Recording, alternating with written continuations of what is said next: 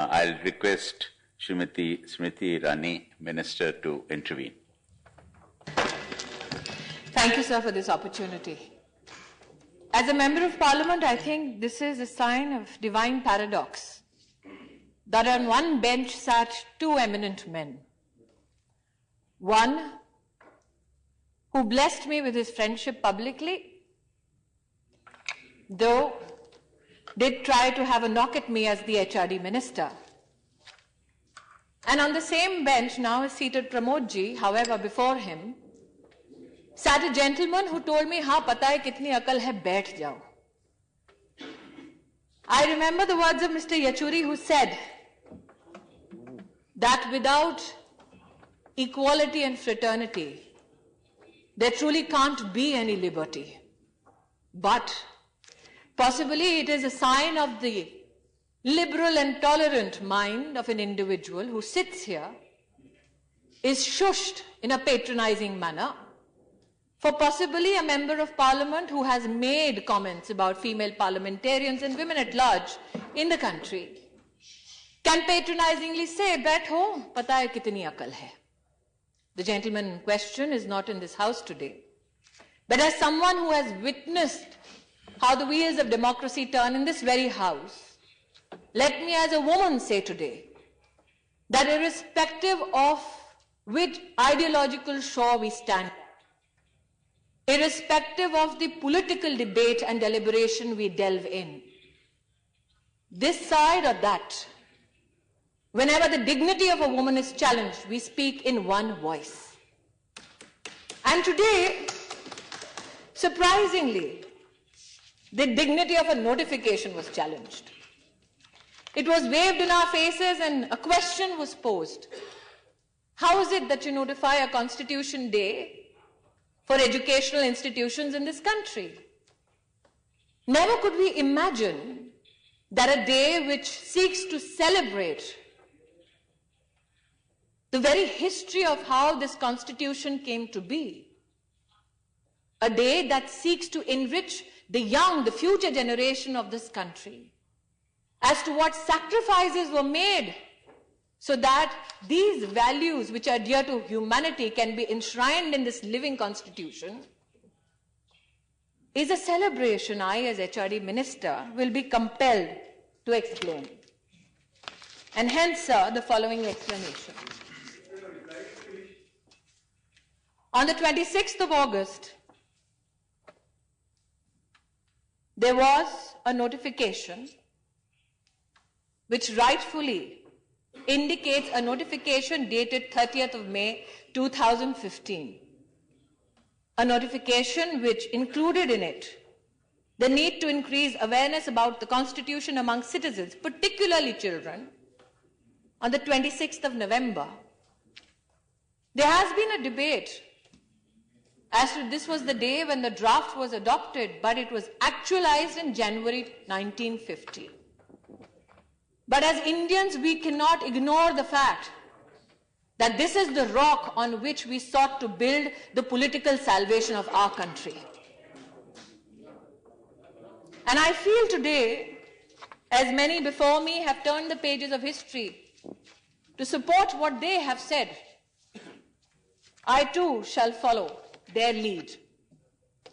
In 1999, Justice Verma worked with a group of Indians to operationalize how fundamental duties are to be seen in the education sector. And in one of the recommendations Justice Verma made was, when students understand their obligations, they are likely to learn their own way of fulfilling the obligations. Hence, he said presentation of the values inherent in each clause of Article 51A through anecdotal talks at morning assemblies in schools should be organized. This, sir, is the notification which was subsequently given to the Central Board of Secondary Education, which said, amongst the events for the day, that the school head may address the students briefly about the significance of celebrating this day and also recite the preamble of to the Constitution. Mr. Yechuri, in his absence, I am... Sir, I do not yield my position to speak now, for I equally enjoy the right to free speech under this very Constitution. Though I have no copy of the office of the Honourable Chairman, I do here, sir, have in my hand Constituent Assembly Debate, volume, I believe, 11, where what Dr. Baba Saheb Ambedkar said, and I cast no aspersion here, I quote what Baba Saheb said. I quote, and he said, the condemnation of the Constitution largely comes from two quarters, the Communist Party, the Socialist Party. Why do they condemn the Constitution? Is it because it is really a bad Constitution? I venture to say no. The Communist Party want a constitution based upon the principle of the dictatorship of the proletariat. They condemn the Constitution because it is based upon parliamentary democracy. And as Indians, I do not yield, sir. As Indians, I think that this is a day of celebration. Yielding. She's not yielding. That this is a day of celebration that irrespective of the ideological divide, irrespective of the personal views that Baba Saheb Ambedkar had about those that he felt do not support the Constitution, we as a united house discuss that very constitutional journey. I dare say that Mr. Yechuri quoted from a book, and so do I. Possibly the significance of this book might be understood after I recite the following. This is an oration called The Warrior Prophet of India about Netaji in 1967. This oration was by Shri S.K. Majumdar, barrister at law, advocate, Patna High Court and Supreme Court of India. His son, in the year 1996, 7th January, writes, whose name, by the way, is Air Commodore S.K. Majumdar, that this Netaji oration 1967, a lecture delivered by my late revered father, addressed particularly to the youth of our country, was virtually blacked out. And I, a bit intrigued, when approached by the grandson of this very man, who said that you as a parliament discuss the political constitutional journey of our country. Let this be read, if you deem fit, amongst eminent parliamentarians, so that it gets highlighted as to what many sacrifices were made, not only men who donned the political hat, but also men and women who served the nation nonetheless. In this book, I quote, sir, upon being told that he shall be expelled from the Congress party, Netaji said the following: do they object to me because I would not be a tool in their hands? Or do they object to me because of my ideas and principles? This too is a part of history which we can learn from. Sir, in this very house, we have had many heated debates on our history, our education system. Baba Saheb had said, they cannot make history who forget history. And when I turn the pages of how this man, cherished as the architect of the Indian Constitution, saw his contribution in the making of this living document, which gives us liberty, equality, and fraternity, he said that these three terms did not come from me, a scholar of political science. These three terms come to me from my master, the Buddha. And I think that is the beauty of our Constitution, that such great men and women knew where to separate their personal religious beliefs from the documents that they signed, which told us what kind of a destiny we can carve out for ourselves as a nation. I think it is paradoxical that today Sharad ji, a very senior parliamentarian, yet again told me, "Beto, beto." Imagine if such a parliamentarian, politician, was a part of the drafting committee. Mr. Yechury is right. As a woman in India, I celebrate the fact that women in many nations across the world had to struggle to get their right to vote. I got it because my constitution gave it so at the birth of this very nation as a republic in 1950. But imagine, as the leader of the House said today,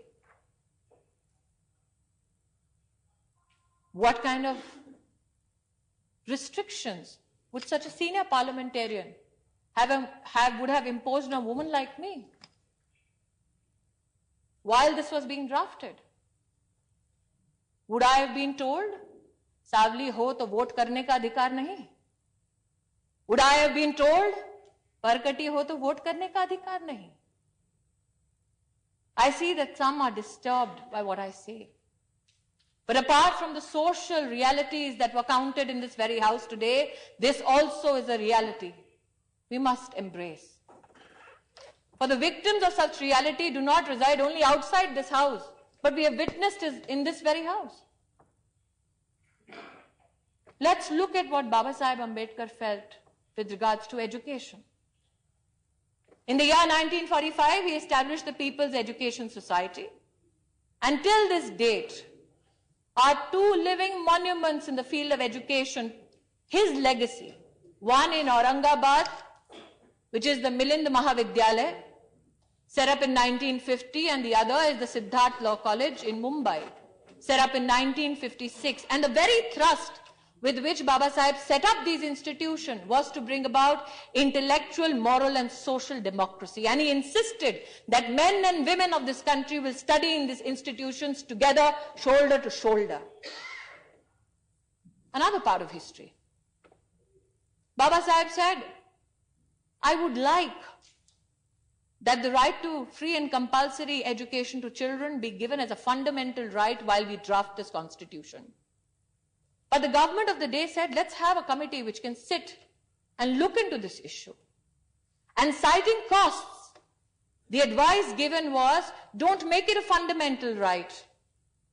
Put it in the directive principles. As I read through the Constituent Assembly debates, there were many who cautioned then that the directive principles are not justiciable. They cannot be enforced. They provide an architecture of good governance. But Baba Sahib felt, let us not thrust upon the future of this nation how governance should be. Let us tell them how governance ought to be. And in the year when Shri Atal Bihari Vajpayee became the Prime Minister of this country, was brought the 86th Amendment, which gave a child from the ages of 6 to 14 free and compulsory education. And this is the rock on which was built the Right to Education Act, enforced on the 1st of April 2010. Baba Sahib fought for equity in education for those belonging to the scheduled caste, scheduled tribes. He made provisions for them in the Constitution. But as a parliamentarian, just not as a BJP representative, I say proudly that irrespective of the challenges of this house or the other, we rose unanimously through the Sarva Siksha Abhiyan to give us framework for equity and education for the scheduled caste and scheduled tribes. So yes, विषमताओं का देश है, लेकिन इस देश में इतनी भी क्षमता है कि जब समय की मांग हो, पुकार हो, तब हम धर्म और जाति तो छोड़िए, अपनी राजनीति को परे रखकर राष्ट्र के प्रति समर्पित भाव से काम करना जानते हैं. There are many who make a mockery of a history, a culture, civilization. Rightly so, it's their democratic right. And I don't deny that democratic right to any Indian citizen, as is mine to read the following. Gandhiji, in Chatham House in 1931, when asked about the Indian education system, said, and I quote, "I say without fear of my figures being challenged successfully that today, in the 1930s, India is more illiterate than it was 50 or 100 years ago. Because the British administrators, when they came to India, instead of taking hold things as they were, began to root them out.